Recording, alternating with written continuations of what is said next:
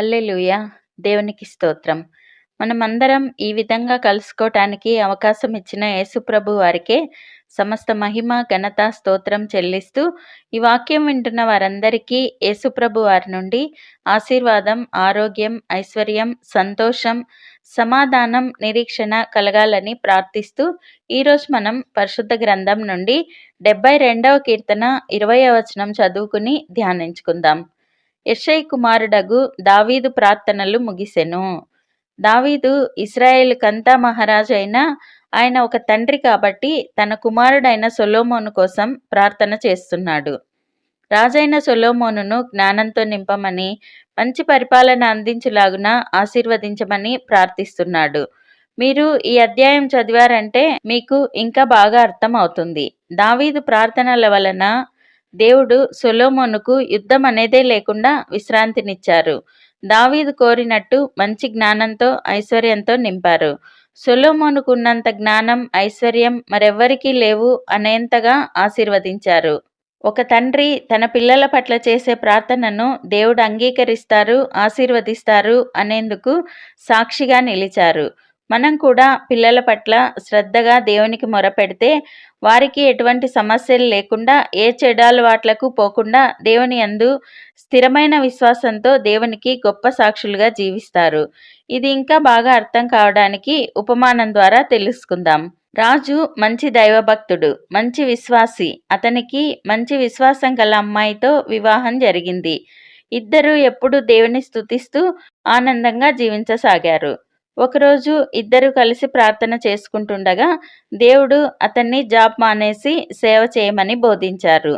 దేవుని పిలుపునందుకున్న రాజు job resign చేసి సేవ ప్రారంభించాడు. భార్యాభర్తలు ఇద్దరూ కలిసి సేవ చేయసాగారు. సేవ ప్రారంభించినది మొదలుకొని ఎన్నో కష్టాలు, పోరాటాలతో, బాధలు, అవమానాలు పడుతూ సేవ ఆపకుండా చేయసాగారు. ఇలా ఉండగా రాజుకు ఒక కుమారుడు పుట్టాడు. కుమారుడు పుట్టినప్పటి నుండి రాజు, అతని భార్య, మాలాంటి కష్టాలు, అవమానాలు, పోరాటాలు మా కొడుకు పడకూడదు. అతను విశ్రాంతిగా మీ సేవ చేయాలి. మీ జ్ఞానంతో, ఐశ్వర్యంతో నింపండి దేవా అంటూ రోజు ప్రార్థించసాగారు. దేవుని కృపలో వారి సేవ విస్తరించి పెద్ద సంఘం ఏర్పడి ఆ పట్టణంలోనే మంచి పేరు ప్రతిష్టలు కలిగి జీవించసాగారు.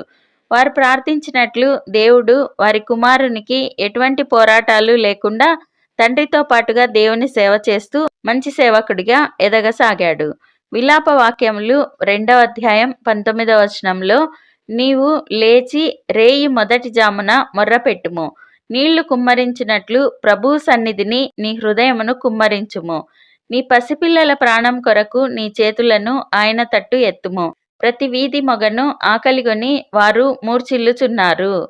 పిల్లలు ఉన్న తల్లిదండ్రులు తప్పక పాటించాల్సిన వాక్యం ఇది.